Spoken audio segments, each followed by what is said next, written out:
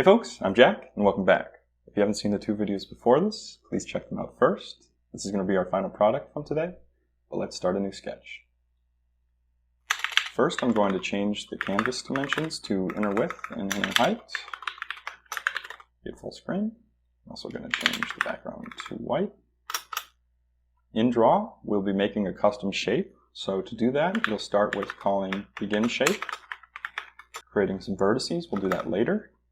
And then you'd call end shape, and we're going to pass in close so that the first and last points connect to each other. For the circle, I'm going to decide that the origin is in the middle of the screen, so I'm going to declare an X origin at width over 2, and a Y origin at height over 2. To get the vertices along the edges of the circle, I'm going to loop through angles, so I'm going to start A at 0, stop at 2 pi.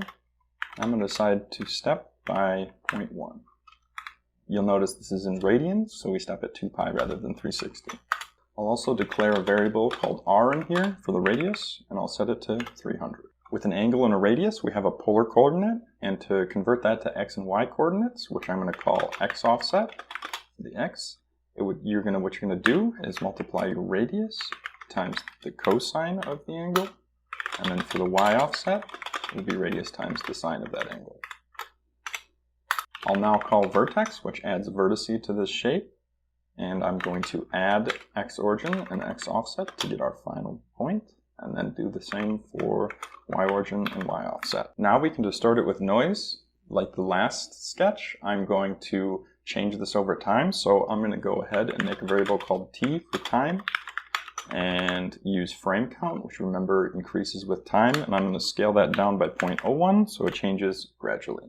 Now we'll be changing the radius with noise, so I'm going to call noise here, and for the x coordinate I'm going to say cosine of angle, and the y coordinate I'm going to say sine of angle. So that's similar to how we got the x and y coordinates. I'm also going to pass t in as the z coordinate. One thing that you will have to do is add a number to cosine and sine, because they will give you a range from -1 to 1. However, noise, we only want to work with positive numbers. So I'm going to add 2 to both of these. So using the x and y coordinates around the circle, we're essentially walking around the space, the noise space. So the first and the last point will be very close to each other, and that gives kind of a nice loop. So if we multiply this by our original 300, we will have our final product. I'd like to shout out the Coding Train. They have a video very similar to this, which you might find some more information in. Final workshop, where we'll be reviewing this video and also the last one, is December 3rd, which I'll link below. Thanks for watching, and have a good one.